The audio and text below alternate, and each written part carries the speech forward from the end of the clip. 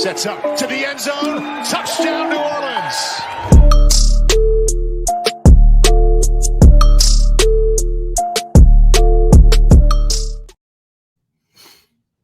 Yo, what is going on, Breaker Nation? It's your boy Leaux. Today, I'm joined by both Breaker quarterbacks, Davis Cheek, Aqeel Glass. How are you guys doing today? Doing good. How about yourself? I'm doing good. Aqeel, how are you doing today? Doing great, man. Can't complain. Absolutely. So one thing that I like to ask players when I interview them is kind of like how they got to the USFL and how they got to the Breakers. Davis, I've had you on before, so I've asked you this before, but Aqeel, you have not been on my show before. So, kind of just, if you can, just kind of talk about how you got to the Breakers and just the USFL in general. After college, I went to the Bucks for a rookie mini camp and got released after that. And did the little XFL showcase. That nothing came of that. And then what's his name? Daryl Johnson had been reaching out for me to sign with the USFL, and then Flip had called me and talked to me and got signed with the Breakers. So it's a blessing to be here. It's an amazing situation. Got to learn a lot the first year. I'm ready to see what the second year holds. Absolutely. All right. So, kind of going from, I guess, the beginning of the season, training camp. Davis, you had been through an NFL training camp before. So what was some of the differences between NFL training camp and USFL training camp for you? I was only in OTAs. So I actually wasn't in the Panthers training camp, which is actually convenient to be able to get signed by them just for the rights and everything with the transfer. But just being in the building for the OTAs and then the last 5 weeks of the Panthers season, we ran our camp extremely, and the way we did our season, we ran everything very similarly to how they did it in Carolina in terms of schedule, like waking up, getting in the building, walkthroughs, just the times of everything. So it was pretty similar. So I was pretty used to that. And what's different about the USFL, I think, is just USFL is it's in a more condensed window, right? You only get max 4 months, including training camp. So, and training camp's also just 3 weeks, and it's go. So it's a little bit quicker in that sense. You get in, you meet all the guys, and you're jumping right in. And versus usually when you're in NFL, it's usually you go through the draft process and you're in OTAs, then you go to training camp, and you have more time to get acclimated. So it's a little different from that aspect, but I definitely loved it. It was I thought it was really, really well done, especially just with the resources and everything that we have. So excited for year 2. Yeah, absolutely. And then, for you, Aqeel, you hadn't been through a training camp in the NFL, right? So was it different maybe than you had expected, kind of, going into your first pro training camp? Not really too much different. I mean, kind of got the rules of the rope just based off the guys that I had talked to about the process and everybody that I talked to like pre-draft and what was going on. And I mean, at the end of the day, camp is camp. You're going to have your meetings. You're going to have long days. You're going to have all that. So I was a little bit prepared. I mean, you're never going to be exactly prepared for any situation that you walk into, but as long as you know what generally goes down, then it was good. But overall, it was great. Had a great time competing, had a great time, gelling with the guys and doing all that. So I'm just excited. So, and you kind of talk about competing as you guys went through training camp. Kyle Sloter was the quarterback in 2022, and obviously he wasn't on the roster, and it was a whole new quarterback room. So it, felt like an open competition. So what was it like for both of you guys? I guess, Davis, you can go first. Just kind of, going through that, competing every day and trying to, earn that starting nod going into this past season. Yeah, I mean, it's kind of similar to in a lot of other situations. I hadn't been in that situation where I'm really competing since I was a freshman in college. So, I mean, just kind of going back to that time, day in, day out, you're dealing with just the natural stress of just trying to make sure that you're doing everything that you can right. You're just balancing more your own emotions of, all right, I need to make sure that I'm doing everything I can, but also it's a team game. So you don't want to make it all about yourself and sit there and say, oh, well, I need to make sure that I'm performing well. But if our team doesn't do well, then it's whatever. That's not the way it works. You got to be able to mesh those sort of things. So for me, it was just trying to show up as my best self pretty much every single day. And I felt pretty good. I felt great with what I put out there. And obviously Mac is a fantastic person, football player, all the things. So I was really happy that, at the end of the day, obviously I want to play and everything, but I'm really happy that if I had to sit behind anybody, it was Matt, because I learned a lot from him. Yeah, just like Davis touched on, just getting a chance to learn from Mac, a guy who's been in the league, he's been to the top of the CFL. The guy's a highly acclaimed quarterback who's been around and knows a lot, who's worked with a lot of guys. Just being a chance to, soak up that knowledge that he brought every day, and also, like you said, just trying to bring your best self every day.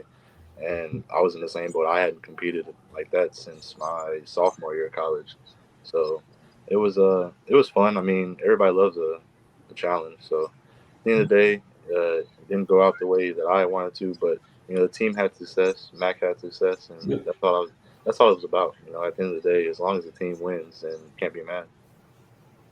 Yeah, of course. And you guys, I assume, didn't really, you three didn't really know each other all that well. So how did that did that battle bring you guys kind of closer as a QB group? Aqeel, go for it if you want to. Oh yeah, for sure. I mean, I think any battle, brings guys closer. When you know what a guy goes through, when you see what he does, how hard they work. Davis, Mac, both of them are, they're pros for a reason. They're pros in every aspect. Life, work, workouts, all that. They live it. And anytime you get a chance to compete with guys, of course it brings you closer. And I feel like as a room, we were always close. We could say anything to each other. We could come to one another for anything, and I think it helped us out greatly. Yeah, I'd be willing to bet that we have probably the tightest, if not one of the tightest of the quarterback rooms. I mean, we're just going through that shared experience of that camp, and you're competing and all the things that Aqeel touched on. So all that stuff is really great. And, I know to the outside, it sort of seems as if it's this, like bad blood almost in a way. But I felt like with us, especially, we're like Aqeel said, like every single one of us were pros, especially Aqeel, especially Mac. And even the season brought plenty of challenges. And I think that, as we went through those challenges and conquered them, whether they were personal or on the field or anything like that, I think it all just kind of brought us all closer together. So I'm thankful for that.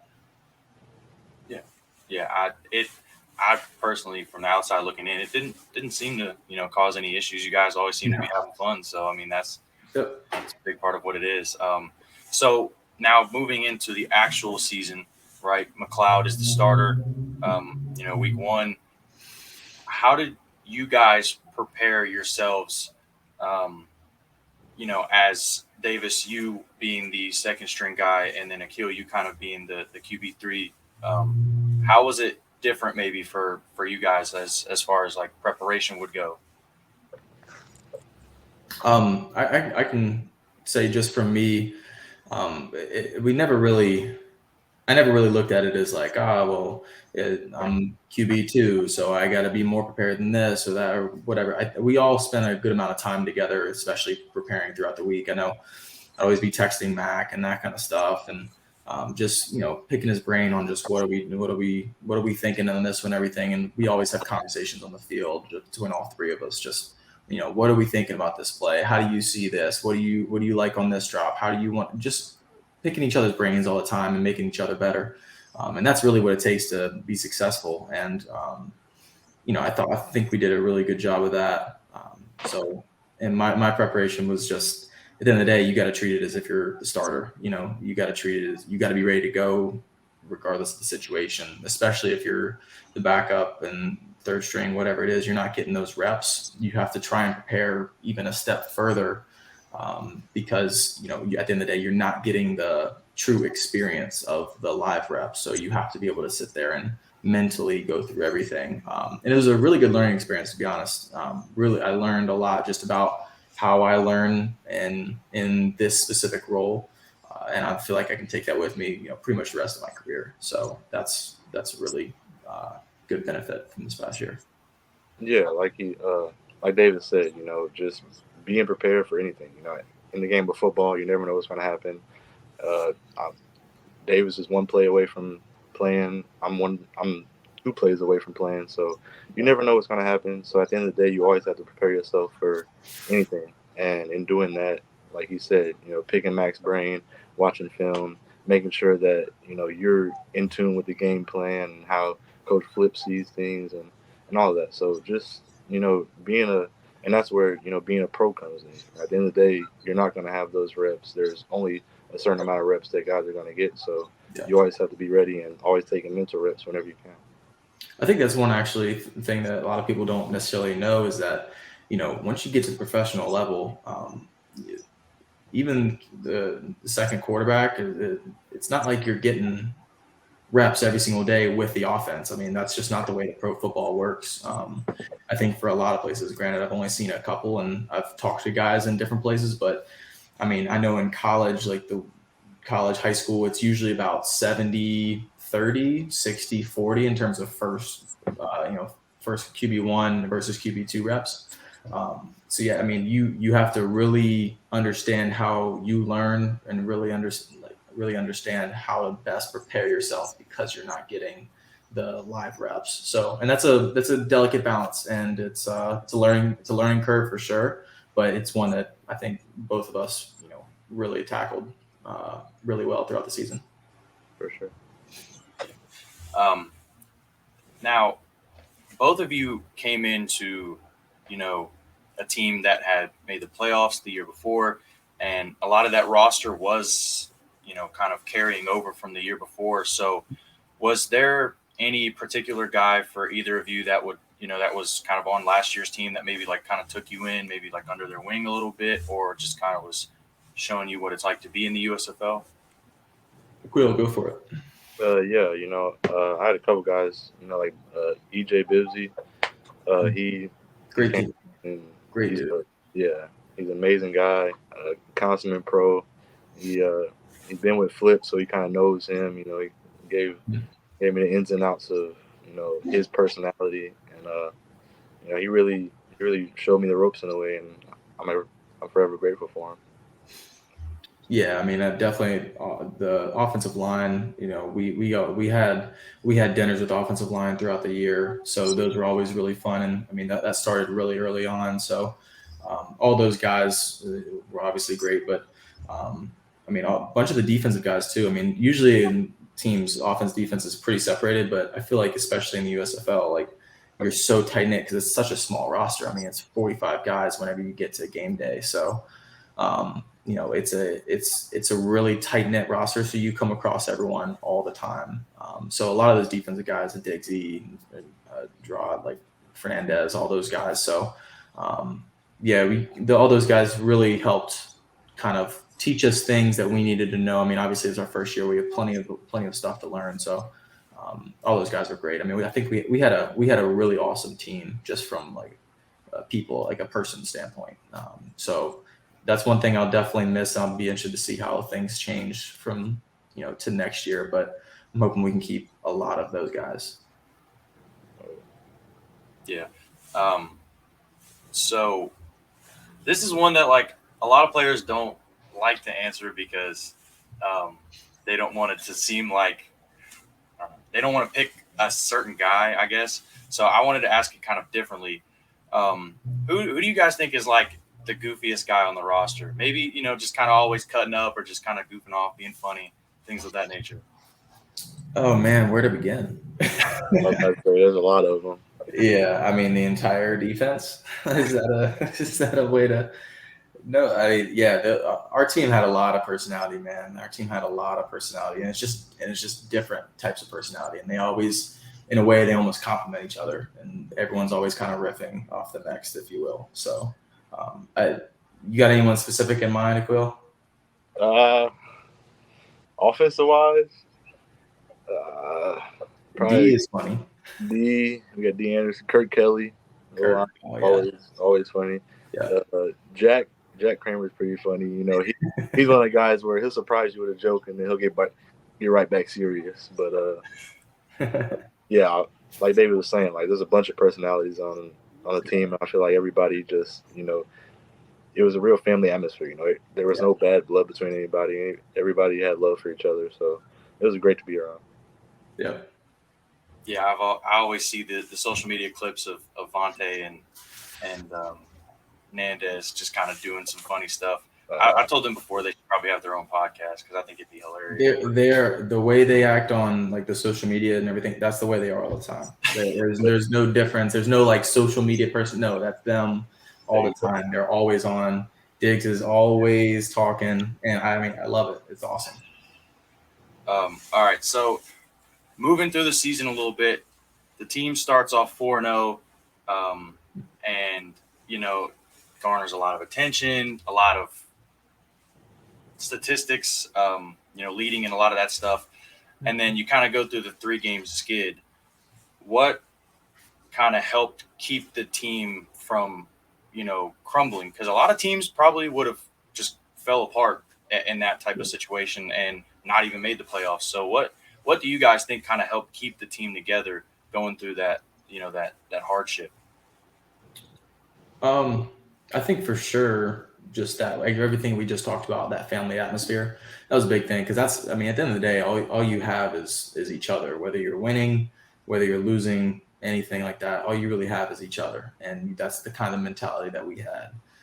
And we really got back in touch with that, had to almost learn how to win again and really get over that hump, because, it's really easy for when you're going through that losing streak to sit there and be like, what's going on, what's happening, and then all of a sudden you point fingers, and that's what the bad teams do. And I think that we do a really good job of everyone just taking responsibility and saying, okay, I can be better here, and we started getting back on the right track. Yeah, I think it had a lot to do with that, and just the veteran guys that we had on our roster. Like you said, Diggs, Nandez, Mac, all the guys that were just sprinkled throughout the offense and defense that had been in places and been in different situations where, things don't always work out. In pro football, I mean, games are won by 1 to 2 plays per game. So people understood that, and people didn't point fingers like they were saying, but we just went back to the drawing board and understand that, we found who we were. We got back to doing things that we did well, and it all worked out in the end. Yeah, JD's another one of those guys as well, who's just a little quieter, but at the end of the day, he just brought a very veteran presence that, I mean, you can't speak enough on it. You can't see, there's no words to really describe what he did for the team, I guess is the best way to put it. And for me personally, that's kind of one of my favorite things about this team is there's a lot of young talent like you guys, and then there's the veteran guys like Nandez, like JD, like Diggs and McLeod. So it was like a good balance of guys that are veterans and also super talented, and then guys who are younger and talented and willing to learn. So that was, for me personally, that was one of my favorite things about this team. So coming out of the 3-game skid, you were able to win the last 3 games of the regular season, which were kind of all like playoff games in a way, right? A lot of those kind of felt like win or go home. Going into the playoffs, did it kind of feel like maybe different during that playoff week, preparation wise, as far as being a win or go home playoff game? Did it maybe feel different for you guys, like as a team, or was it just kind of the same old? Yeah, I mean, yes and no, because at the end of the day, we had 4 games straight, like in the Birmingham game, the last Birmingham game included, that was win or go home. If we would have lost to Houston in that week 9, or Memphis or Memphis in week 9, Houston in week 10, there's a good chance that we weren't making it. And so, we had to win those games to secure that spot. So it wasn't necessarily any different going into that last game against Birmingham. So, but obviously, like when there's playoffs on the line and everything like that, you're like, okay, like you definitely have. There's a different kind of it's the best way to put it, mental focus. There's a different mental focus for that, but it wasn't as different as you might think, just because of the situation we were in all season long, the last few weeks. Yeah, for sure. Like you said, the last 4 weeks were playoffs for us. We were in a 1-game elimination tournament at the end. Yeah. So that just goes to show you the nature of how competitive our side of the league was. We had 4 great teams on our side, and everybody had a chance to get that spot. So each week we approached it with the same attitude. This is the win to go home. And like he was saying, of course, when the playoffs come, the lights get a little brighter, media gets a little louder.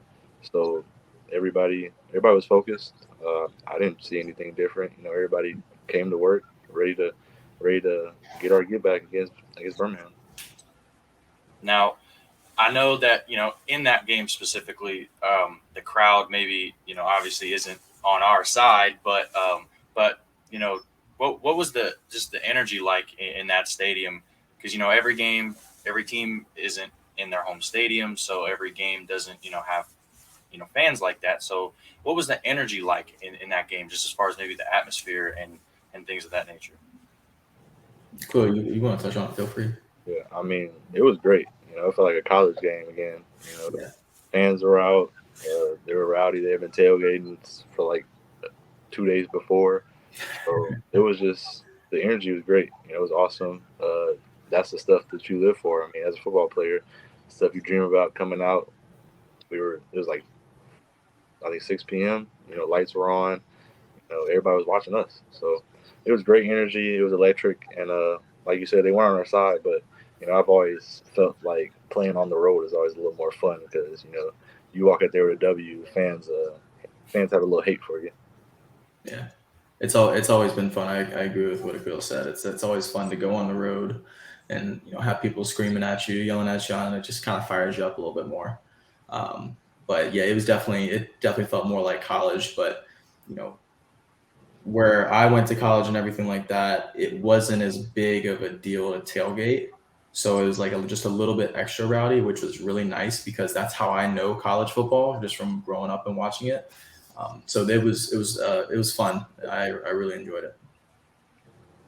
Yeah, and as someone, I was always an NFL guy, but like around 2019 when LSU really had, or really 2018, I kind of started to shift that way. And there's a lot of aspects where this league kind of feels college-like, and I think it's super fun. So now I know the playoffs, didn't go how we wanted, but you finished the season, the regular season at least, at 7-3, which was an improvement on last year and was also the second best record in the league. So what kind of things maybe can you guys as a team and also just kind of like for yourselves, just kind of build on going into the next season to help, get better and get over that hump? More consistency, just in every aspect. I think that we, that last game, it feels like almost a blur. It was just like, just didn't really seem like things were going our way. It didn't really feel like anything was off. It just, I think they played a really good game. You got to give credit where credit's due. And obviously Alex Magoo, has been played his butt off all year. So that was a big part of it. But yeah, I mean, we just got to get more consistent. That's what this league's about. You got to be able to go to chunk the ball downfield, take what they give you kind of deal, but also hit the big plays. And we just got to make more of those, find a way to do that. I mean, I don't think necessarily we were doing too much or too little or scheme wise or anything like that. I just think that, we just had to be more in touch with who we were. And I think we can definitely do that next year. Yeah, for sure. I mean, at the end of the day, anytime you win 7 games in professional football it's always a success, It just so happened that, the cookie didn't crumble our way on our last game. But like he said, just being more consistent, coming out here and every day just understanding who we are as a team, who we are as our offense, and just executing that to the best of our abilities. We don't have to be another team. We don't have to be somebody else. We can be who we are, play breaker football, and everything else take care of itself. Yeah. Now that you've gone through the whole training camp and full season and playoffs and all that thing. Now that it's kind of all wrapped, you guys have touched on a little bit already, but what if you could dive a little bit deeper? What has McLeod, Bethel-Thompson being there kind of meant for you guys? I know, like I said, you guys touched on a little bit. You guys being younger and he, being the veteran, he's won a couple of championships in the Canadian Football League, and he's been around the block as far as leagues and things of that nature. So, what did he mean to you guys specifically? Cool, you can go for it. I mean, Mac's been a great influence on me. From a guy who I only got to rookie minicamp, so I didn't really know what it was like to be a pro for real. So he showed me that, and I'm forever grateful for it. From the time I got there, it's always been I just try to be a sponge, soak up as much knowledge as I can, and just learn from him. And I just hope that everything else works out in his future. I know that wherever he goes, he's gonna be successful. His track record shows that, and he proved that last year. So for him to come in and do the things he did, it means the world. To have a guy like that in your first year as a professional, to learn from and ask questions is a blessing. Yeah, he definitely didn't have to, divulge as much as he did. That's not necessarily people's responsibility, but I mean, he was always very open, and we had tons of conversations about just mentality, football, scheme, and everything like that that's going on the field, but pretty much just everything, life in general. So really, I think I gained a really good friend out of the whole thing, which is pretty awesome, and that's the case with a lot of the guys. To be honest with you, I think a lot of those guys it's kind of one of those situations where even if you don't talk a ton, you kind of just pick up right where you left off. And that's kind of how it feels with a lot of those guys. But Max specifically, I mean, you just, like Will said, you kind of can't speak enough to his character and who he is as a person and his impact to a locker room, hopefully and eventually with an NFL team, just because he's just a really good dude through and through, has a really great understanding of the game, his place in everything. Everything was really awesome. So, thank you to Mac. Thank you for everything. It was great. Yeah, I kind of had heard you guys talk about that a little bit throughout the season, that he was kind of helping you guys with stuff, and I do think that speaks a lot for me personally, just to the type of guy that he is. I had him on my show, and he's got the busy life with being a dad and whatnot. He took time out of his life to to come on my show. So I think what you guys say about him is definitely it just speaks to who he is as a person and as a veteran. And as far as coaching goes, Coach Flip came in this year and he had never been a head coach before, but he had always been known as a QB guy. He had always worked with QBs in the NFL and a little bit in college and whatnot. So what did Coach Flip mean to you guys, and what were you maybe able to learn and grow with him?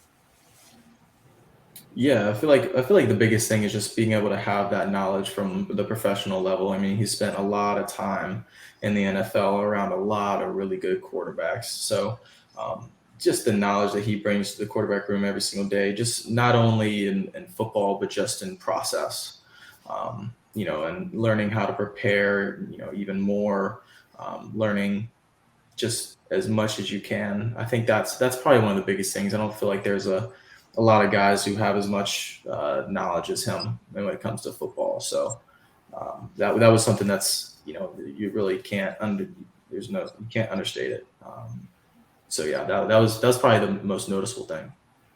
Yeah, for me. Sure. Like, you got guys who are coaching in the league who have just been like college coaches. So to have a guy who's been in the league for 10 plus years to be on championship teams, to be on great offenses, to be working with great quarterbacks and great minds of the game like that is it's truly a blessing to be able to come in there and to run a true pro style offense that that we're watching film on guys that are running the exact same plays as us. Same, some of them even the same names. So just to be able to have that translation and see that translation, it's amazing. And Flip was none but the best. I know being a head coach, he didn't get to work as much with us directly because of all the head coaching duties, but when he did, it was always great stuff. Yep. Now, you guys talking about just the coaching aspect of it and whatnot. This is a little bit off topic, but what did you guys have like maybe a play in the playbook that was like your favorite that you're like, that's my play, like I love that play? A couple of them. Don't know if we can divulge it, but no, I think the type of play that I think that I gravitated towards was kind of a good against all plays. You have sort of things, whether that's fade flat, backside drive concept, and little stuff like that. Like I'm always a big fan of those. I ran a lot of that kind of stuff in college as well. So those sort of things translated for me, but also I really enjoyed getting into the run actions, getting into under center, being able to, tighten up the footwork. That for me is a really big deal because I just never did that stuff in college. We were always in shotgun. So a lot of the run action stuff was some of my favorites, on top of the, kind of spread it out and good against all plays. Yeah, for sure. Like Dave was saying, like we were in shotgun 98% of the time in college. There's probably 2 or 3 plays that I can think of in my entire college career where I was under center. So a lot of the run action stuff, it opens up so much, because you can only get so much flow off of a play action fake in the gun. Yep. Linebackers aren't biting on it at this level as much. So to turn your back to the defense and really show the fake and then read the concept out, those things were always my favorite because it created so many throwing windows and so much separation for guys. Yeah. So as we enter into next season, right now, you two are the only QBs on the roster. I'm sure at some point a third guy will probably be brought into the mix, but you guys were in the system last year, and again, a lot of the same guys will probably carry over as well. So what are some things that maybe you guys will want to do differently, or maybe work on, or just things of that nature kind of going into this next season where you guys will potentially enter into another, QB battle in training camp? Yeah, I mean, I think after seeing it, especially for a year, it's really good to see just the speed of everything, understand the daily processes and everything, so you can just be more prepared for next year. For me, just making everything faster. Everything, whether that's myself, my processing, my understanding, just trying to tighten up as much as I can. That way, it feels like you ended the season at this point. Don't regress at all. I want to make sure I'm going forward the entire time. So I think that's pretty much what the things I want to work on. Yeah, just like you said, not regressing. At the end of the day, coaches don't want to see you regress. They don't want to see the same player that they saw at the end of last season. You always want to be better, and there's always things you can get better at, whether it be the little things, play calling, things like that. But at the end of the day, just tightening everything up and coming in and preparing to work. It's gonna be a great competition. Davis is a great player, and it won't be easy, but I'll put my best foot out there and see what happens. Yeah. So now that you guys are kind of in the off season, what are some non-football stuff that you guys like to get into? Cool. Feel free. Take it our way. I'm a big thrifting guy. That's my thing. I go thrift shopping. every now and then, find stuff, sell stuff. That's my kind of happy place, my kind of getaway. I can let my brain free of everything and just find some cool clothes. I guess I'm kind of a sucker for pain. I'm a big golfer. So huge golfer. I've been, my girlfriend, she makes kind of lifestyle content around golf and what's going on in her world. So I've started kind of getting into that realm as well, which is interesting. But it's been fun. It's been fun to do that. And I think my ultimate goal though is to end up beating her in golf. That's the biggest thing. I mean, it's ridiculous. Every time we go out there, I think it's going to be the day, and it just hasn't been so far. So hopefully, I think that day is coming soon, though. One of these days, the ball will just roll your way. Yeah, I'm waiting for it. I've been praying on her downfall. That's for sure. Oh man. Well, I appreciate you guys, taking the time to come on, and I think that this was fun. I've never done anything like this. I've interviewed guys, but I've never done, an interview with two players at once. So this is fun. It was exciting for me, at least. So, again, appreciate you guys. Stay healthy going into next season. And, I can't wait to see you guys battle it out and, have a fun 2024 season. Yes, sir. Appreciate you. Yeah, appreciate you having us on. All righty. That'll pretty much wrap it up. Make sure you guys go follow them on social media and, just kind of keep following Breaker Nation as we go into this off season and then go into hopefully playing home games in New Orleans next year. So we'll see how that goes. But until next time, Breaker Nation, is your boy signing off. Peace.